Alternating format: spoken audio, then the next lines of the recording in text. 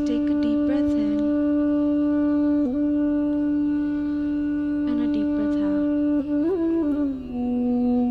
As I move to the music, I want you all, as you're seated, to move accordingly. To let go and immerse yourself into the music, flowing in and out, as we all share a collective experience, submerging as one, uniting and surrendering to this sound.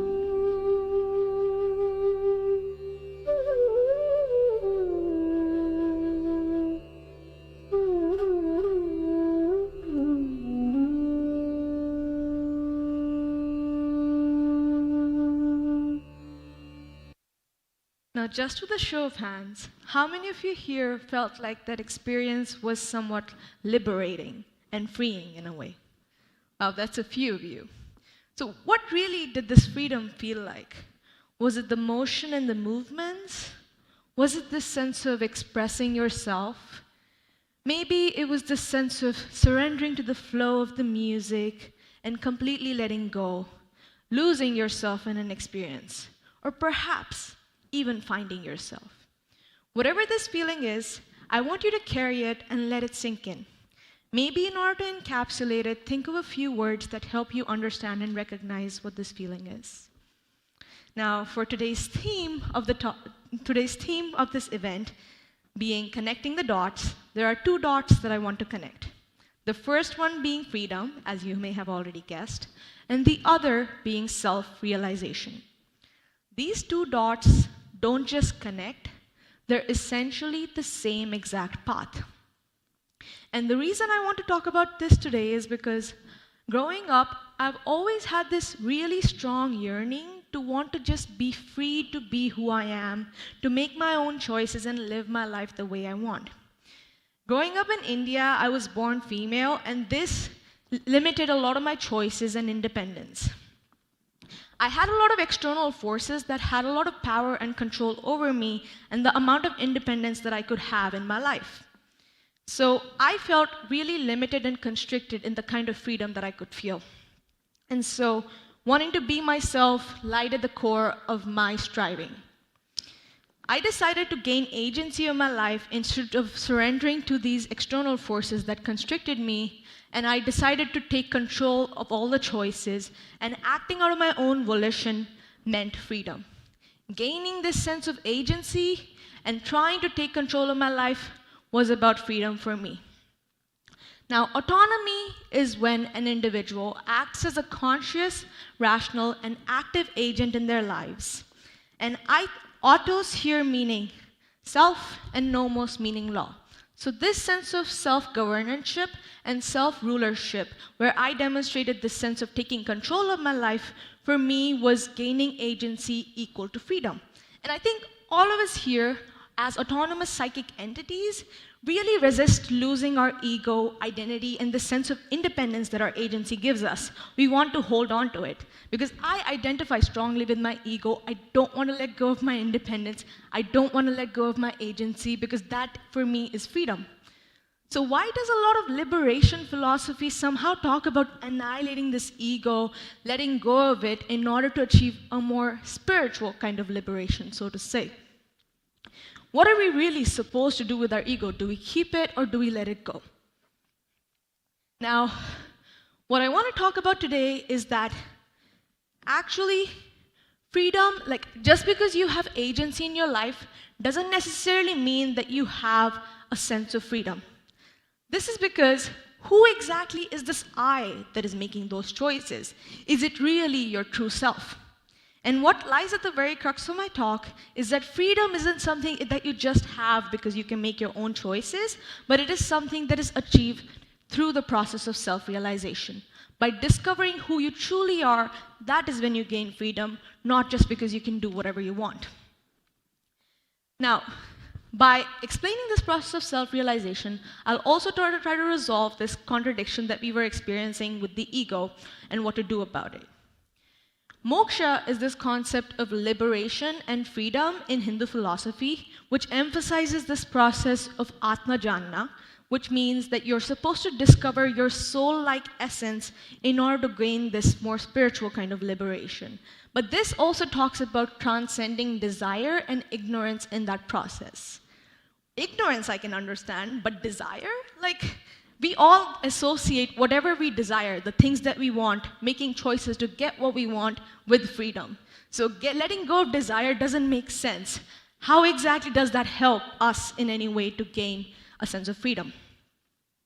So what I'm trying to get at today is that there is a certain way to gain liberation, but this liberation can only happen when we see ourselves from a different light. Not our ego identities, because yes, I am this person that's standing in front of you, I have this body, but there is something really deeper to me. Now, what I believe this freedom entails is that a lot of the time we seem to have a certain sense of an illusory kind of freedom. Spinoza spoke about this because he was a free will skeptic, and ironically, he had a lot to say about how we can achieve freedom. He thought that a lot of the time when we think we have free will, all of the wills and wants that we have, they're not truly our own. They're often a product of external causes or effects.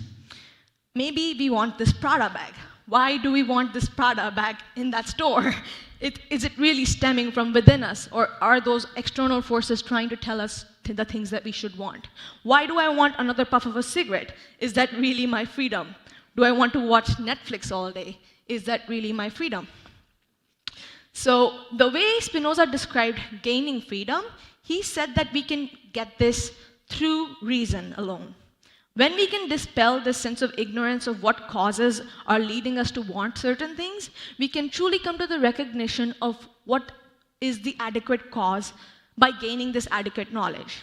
And he suggested that only when we can make choices that stem exactly from our spiritual essence, from our human nature at its fundamental core, can we truly have a free choice. And so we can never be 100% free because we're constantly being acted upon from external forces. And this knowledge through reason alone is really difficult to gain. It is really difficult to identify if all of our choices are stemming from our own spiritual essence. And how even are we supposed to find that? In a Hindu meditative technique talks about this process of neti neti that helps us discover that essence. This is something that we're all instinctually driven towards, and it's something that we start doing as infants.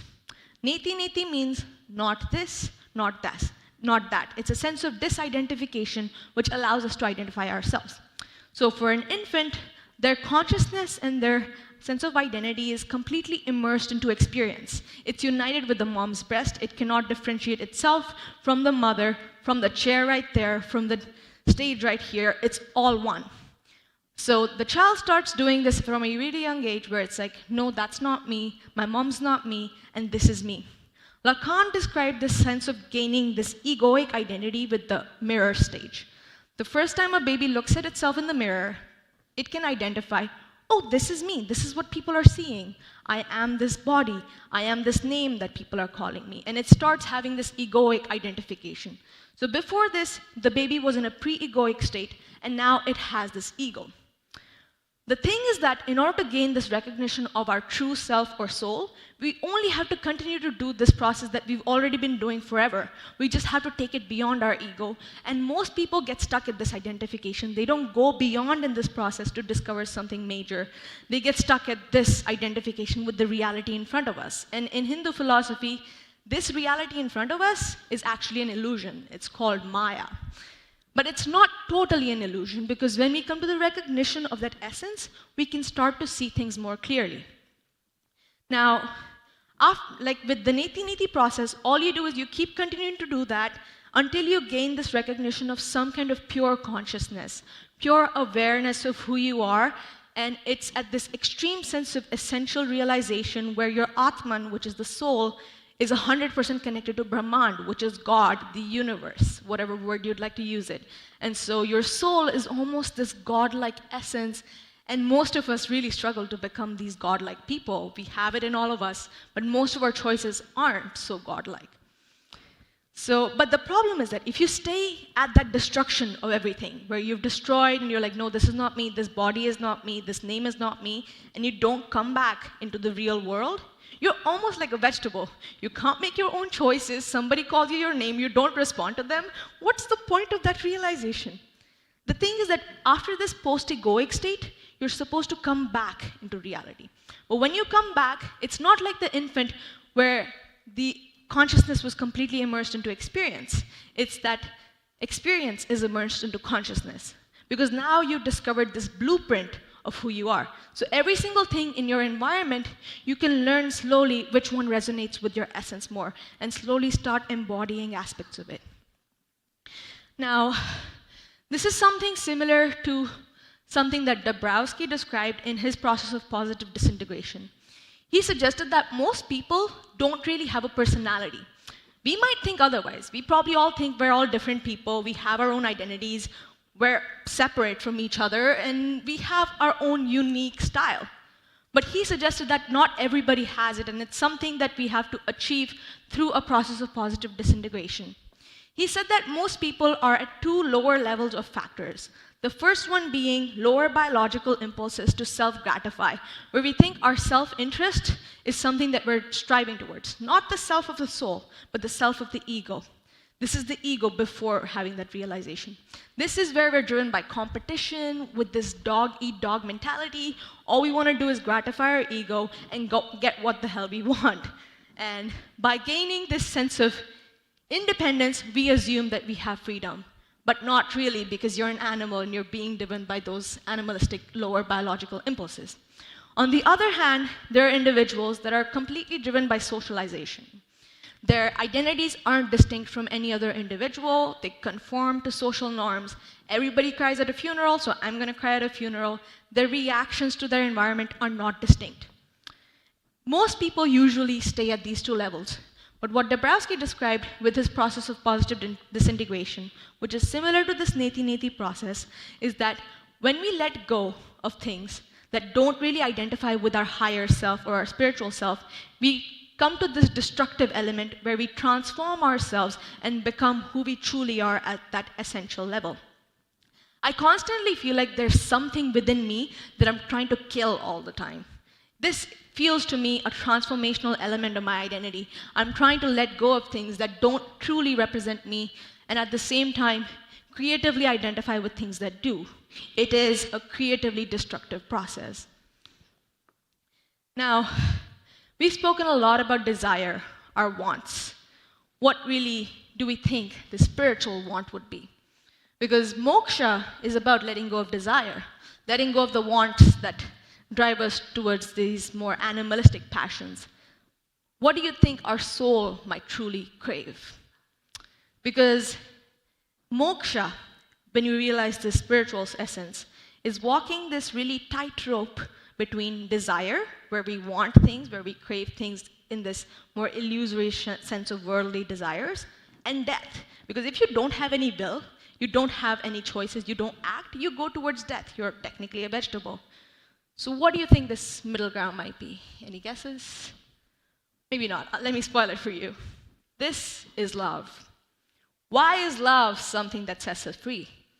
Why do you think our soul craves love as a sense of gaining identity? We always talk about soulmates. We talk about the sense of our soul wanting to merge, unite, and mix into something. Freud also described our sense of love to actually be a part of the death instinct. Because love, of course, drives us towards life. It's our life instinct. But it's also the death of the ego. It's the death of this separate sense of identity. Because what we do is we try to become united with something else. We lose the separate sense of me, myself, and I. And we become one with another. Just like at the beginning of my talk, when we became one with the music. It wasn't that there is the music and there is me. It's that it was all united. It felt like it was a synergy, a sense of unification, which made us feel a lot freer. Love, to me, represents the truest form of liberation, because when we connect at that deeper level, which is what the soul is recognizing to be itself, it is not what we want, but what we love that tells us who we truly are. The things that really drive us towards this kind of connection that seeks to unify is what I believe represents freedom. I think a lot of us here would say that we crave a sense of belonging. It's not just with other human beings, it's even with the things that we have, like objects we own or whatever else. And we identify strongly with the things that belong to us, my family, my home, the things that I carry. And belonging, of course, correlates with love, and it correlates with gaining this sense of identity and agency again. So, what I want to end my talk with is by emphasizing how really this love helps us completely transcend ourselves. It is not this sense of dissolution that the baby experience, this infant experiences, where it's just completely submerged into experience, because that's helplessness. You don't want to be that kind of, you don't want to experience that kind of an egoic loss, because you're completely, like, if you surrender to external forces, like with Spinoza or like anything else that's controlling you, you're completely submitting in a way that you have no agency, you have no separate identity. But the kind of ego dissolution that we want, that we can also achieve through love, is the sense of ego dissolution, which is sort of like this post-egoic state. Because we have this recognition of our deeper self, and that deeper self truly seeks to love something, this unification actually, in the process of submission, in the process of surrender, in the process of letting go of the ego, unites with another thing and becomes more complete in the process.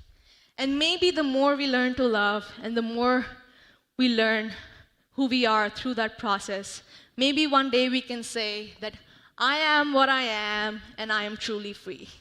Thank you for listening to my talk, and I hope you have a great day. Thank you.